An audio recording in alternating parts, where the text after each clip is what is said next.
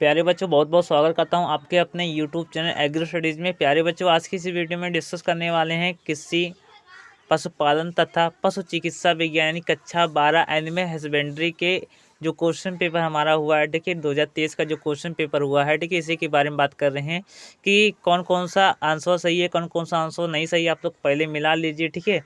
तो वीडियो को बिना देरी के स्टार्ट करते हैं, ठीक है। तो सबसे पहले फिल इन द ब्लैंक्स से स्टार्ट करेंगे, ठीक है। कौन कौन से आंसर सही है, कौन कौन से आंसर गलत है, ठीक है। तो आप लोग सबसे पहले यहाँ से मिलाकर जाइएगा, ठीक है। इसमें प्रश्न पूछा गया था, बैल को भूमि पर गिराने की सर्वोत्तम विधि है। तो देखिए, आप लोगों को जो मैंने 3 पार्ट प्रोवाइड किया था, तो उसमें सबसे पहले आप लोगों को बताया था, ठीक है। दूसरे या तीसरे सवाल था, उसमें बताया गया था कि बैल को गिराने की सर्वोत्तम विधि कौन सी है। तो जो परिवर्तित रियूप से विधि, परिवर्तित रियूप से जो मेथड है, ठीक है, यही हमारा राइट आंसर होता था, ठीक है। इसमें फिल इन द ब्लैंक्स में यही भरा जाएगा, परिवर्तित रियूप्स विधि। इसके बाद लैक्टोमीटर दूध में पानी की क्या पता करने के लिए प्रयोग किया जाता, तो उसकी मात्रा प्रयोग करने के लिए किया जाता। क्या करने के लिए किया जाता? मात्रा प्रयोग करने के लिए। बहुत ही ज़्यादा ईजी है। आप लोगों को लैक्टोमीटर के बारे में 100% बहुत ही बढ़िया से जानकारी दिया था, ठीक है।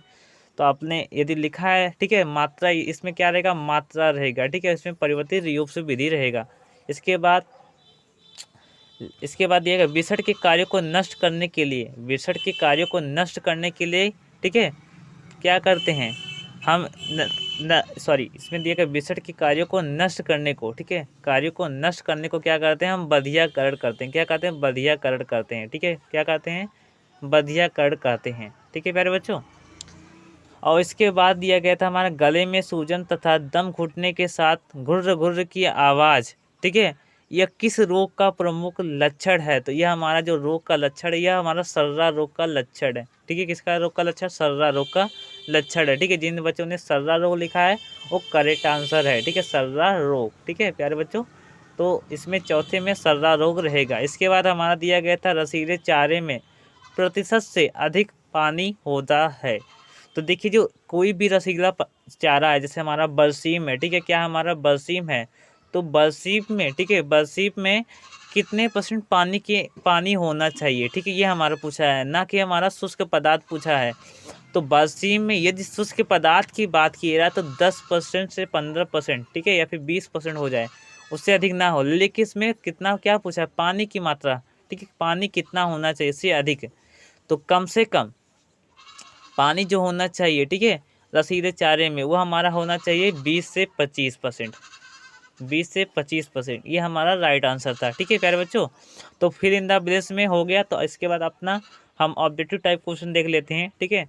तो इसमें प्रश्न पूछा गया था, 12वें नंबर पर निम्न में से सही उत्तर का चयन कीजिए एवं अपनी उत्तर पुस्तिका में लिखिए। तो इसमें दिया गया था कौन सा प्रतिजैविक पदार्थ है? क्या दिया गया था हमारा? कौन सा इसमें से प्रतिजैविक पदार्थ, ये हमारा सवाल पूछा गया है, ठीक है।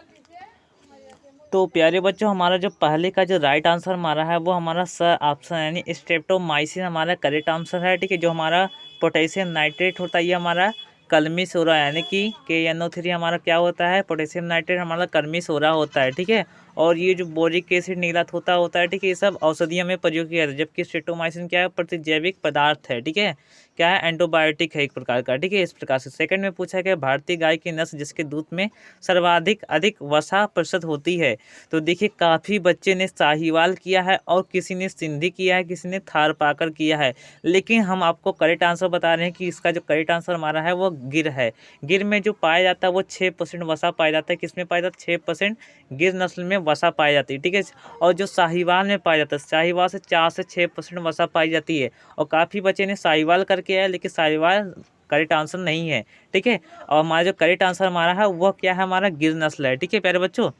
नेक्स्ट में हमारा पूछा गया, हमारा तीसरे नंबर पर जो सवाल हमारा पूछा गया है वो 1 मिनट, हाँ सॉरी, चौथे नंबर पर पूछा गया हमारा कि गला घोटू का कारक क्या है? तो गला घोटू का जो कारक है प्यारे बच्चों, वो हमारा जीवाणु है। जबकि तीसरा सवाल में हमारा पूछा गया था कि कौन सी नस्ल है? संकर नस्ल है, ठीक है, यानी इनमें से कौन सी भैंस की नस्ल संकर है? तो हमारी मेहसाना जो थी वो हमारी संकर नस्ल थी। और मेहसाना के बारे में आप लोगों को बहुत ही अच्छी तरीके से बताया था, मुर्रा और सुरती का इसका क्रॉस था, ठीक है, मुर्रा और सुरती का क्रॉस करके हमारी मेहसाना नस्ल तैयार की गई थी, ठीक है प्यारे बच्चों।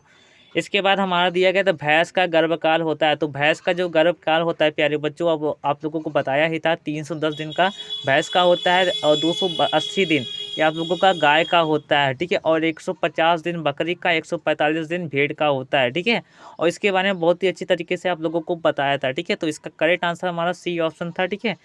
तो इसके बाद हमारा जो नेक्स्ट सवाल पूछा गया है हमारा, 1 मिनट आप लोग को दिखा देना चाहता हूँ, ठीक है। इसमें अति लघु उत्तरीय प्रश्न में, ठीक है। तो इसमें दिया गया गाय के देसी तथा विदेशी नस्लों में कोई 2 प्रमुख अंतर बताइए, ठीक है। तो इसमें देसी और विदेशी नस्लों में देखिए, देसी में क्या होता है कि जो देसी नस्लें होती है, ठीक है, वो आमतौर पर मतलब सभी जलवायु में मतलब आराम से रह सकती हैं। लेकिन जो विदेशी नस्लें हैं, ठीक है, इनमें जो जलवायु का बहुत ही ज़्यादा इफेक्ट पड़ता है, ठीक है। इसमें केवल एक विशेष जलवायु, ठीक है, तो उसमें ही रह सकती हैं। और जो हमारी देसी नस्लें होती है कम दूध देती है, जबकि विदेशी नस्लें अधिक दूध देती हैं, ये तो हो ही गया। और जो देसी नस्लें जो होती है, ठीक है, ये आमतौर पर कम चारा खाती है, जबकि विदेशी नस्लें अधिक चारा खाती हैं। ये भी हो गया, एक अंतर हो गया, एक प्रकार का अंतर हो गया, ठीक है। इसके बाद देसी नस्ल में आप लोग ध्यान रख लीजिए कि दूध कम देती है और विदेशी नस्लें दूध अधिक देती है, ठीक है, ये तो हो ही गया, ठीक है। और इसके बाद भी आप लिख सकते हैं कि जो देसी नस्लें हैं उनमें क्या होता है कि जो गर्भकाल होता है वो कुछ उनसे थोड़ा कम दिन में होता है, और जबकि विदेशी नस्ल में अधिक होता है, ठीक है। तो ये भी आप लिख सकते हैं एक प्रकार का। इसके बाद नेक्स्ट दिया गया था साइलेज बनाने में प्रयुक्त फसल के अभिलेख लिखिए। एक साइलेज आप बना रहे हो, ठीक है, तो उसमें कौन कौन सी फसलें आप सम्मिलित कर सकते हैं, ठीक है, इसके बारे में लिख सकते हैं। मक्का का तो कर सकते हैं, बरसीम का भी कर सकते हैं, रिजका का भी प्रयोग कर सकते हैं, इसके बारे में लिख सकते हैं। इसके बाद आप साइलेज का जो टावर साइलो बना रहे हैं, ठीक है, अभी गड्ढा साइलो बना रहे हैं, उसके बारे में लिख सकते हैं कि मतलब कौन कौन सा हमारा टावर साइलो होता है, किस प्रकार से बनाया जाता है, किस प्रकार से नहीं बनाया जाता है, ठीक है। तो इसके बारे में लिख सकते हैं। इसके बाद पूछा गया था हमारा 9वें नंबर पर कि थन साइफन का प्रयोग कब और कहाँ पर करते हैं। तो देखिए, जो थन साइफन का जो प्रयोग करते हैं वो थनैला रोग के जो उपचार में जो हमारा जो गाय के जो आयन में, ठीक है, गाय के आयन में क्या होता है कि दूध फंस जाते हैं, तो उसमें क्या करते हैं कि थन साइफन के माध्यम से दूध को निकाला जाता है, ठीक है। तो ये हमारा हो गया थन साइफन का प्रयोग, ठीक है प्यारे बच्चों। नेक्स्ट में पूछा गया खुरपका मुंहपकारी बीमारी के लक्षण, ठीक है। तो इसमें क्या होते हैं कि 6वें नंबर पर कि मतलब जो खुर होते हैं वो पक जाते हैं, ठीक है। और जो मुंह होते हैं, ठीक है, वो भी पक ही जाते हैं, ठीक है। और इसमें बचाव के लिए क्या करते हैं कि मतलब आमतौर पर दूर दूर पर गायों को बांधा जाता है, ठीक है। तो इस प्रकार से डिस्टेंस भी बनाया जाता है, ठीक है, वायरस से फैलते हैं। इसके बाद रोकथाम के लिए क्या किया जाता है खुरपका मुंहपका के लिए कि जब बोरिक एसिड नामक दवा होता है, ठीक है, औषधि के रूप में प्रयोग किया जाता है बोरिक एसिड, ठीक है। इसका हम या फिर हम फिनाल का प्रयोग कर सकते हैं, फिनाल, ठीक है, फिनाल का भी हम प्रयोग कर सकते हैं। इसका 0.1% हम इसका घोल बनाकर हम मतलब पाद स्नान कराते हैं, ठीक है, पैरों को पाद स्नान कराया जाता है, ठीक है। तो इस प्रकार से हमारा 6वें नंबर भी हमारा हो गया, ठीक है प्यारे बच्चों। इसके बाद हमारा दिया रोगी पशुओं को औषधि देने की विधियाँ, बहुत सारी औषधि देने की विधियाँ, जैसे मुंह से देना हम, ठीक है, इसके बाद रोटी बनाकर देना, ठीक है, बहुत सारी कैप्सूल में देना, ठीक है। तो बहुत सारी विधियाँ हैं इस प्रकार से। इसके बाद दिया गया 4 नंबर पर डेयरी के लिए गाय खरीदते समय आप किन किन बातों का ध्यान, ये तो ईजी है, बहुत ईजी है, काफ़ी बच्चे लिख ले जाएँ, बहुत ही आराम से लिख सकेंगे, ठीक है। जैसे एक डेयरी के लिए आप गाय खरीद रहे हैं तो उसमें क्या मतलब अधिक उसके पूर्वज को आप देखेंगे कि मतलब गाय अधिक दूध दे रही है कि नहीं दे रही है। इसके बाद अपने गाय को देखेंगे कि उसका त्रिकोणा स्वरूप है कि नहीं है, ठीक है। और इसके बाद उसके जो चमड़े हैं वो पतले हैं कि नहीं है, ठीक है, ये भी आप लोग देख सकते हैं। थन बड़े हैं कि नहीं है, ठीक है, और कौन सी नस्ल है, कौन सी नस्ल नहीं है, और कौन सी जलवायु में रह सकती है, ठीक है। तो ये भी आप लोग देख सकते हैं, ठीक है, बहुत ही अच्छे तरीके से लिख सकते हैं, ठीक है, बहुत ही अच्छे तरीके से, ठीक है प्यारे बच्चों। इसके बाद लॉन्ग में देखते हैं। तो लॉन्ग में दिया गया था हमारा भैंसों की ब्याने की नियमितता तथा दूध उत्पादन में सुधार लाने हेतु किन बातों का ध्यान में रखेंगे। देखिए, आप गाय की जब ब्याह रही है, ठीक है, तो उस समय आप किन किन बातों का ध्यान रखें, इसके बारे में लिखना था। इसके बाद दूध उत्पादन या फिर आप दूध दोहन के सिद्धांत आप देख सकते हैं इसमें, ठीक है। तो इसके सुधार में आप किन किन बातों को ध्यान में रखेंगे, ठीक है। उस समय क्या होना है, दूध दोहने के समय शांति होना चाहिए, ठीक है, 5 से 7 मिनट के अंदर ही दूध दोहन खत्म हो जाना चाहिए, ठीक है। और इसके बाद बछड़े को चाटने नहीं देना चाहिए। इस प्रकार से बहुत सारे लिख सकते हो। इसके बाद दिया गया था कि हमारा 2nd नंबर पर क्या दिया गया था प्रश्न, हाँ 2nd में दिया गया था हमारा कि स्वच्छ दूध क्या है। एक स्वच्छ दूध की आप लोगों को डिफिनेशन देनी थी। इसके बाद दूध के संक्रमण के स्रोतों को सूचीबद्ध करें और बताएं कि दूध को संदिष्ट कैसे बचाएंगे। इसके बाद पशुओं के बधियाकड़ को की विभिन्न विधियों का वर्णन। ये बहुत ईजी था, बहुत ही अच्छे तरीके से आप लोगों को बताया था बधियाकड़ की कितनी विधियाँ कितनी विधियाँ नहीं है। इसके बाद हमारा दिया गया था प्रश्न नंबर 1 पे, इसमें आप लोगों को सूची बनाकर लिखना था, ठीक है।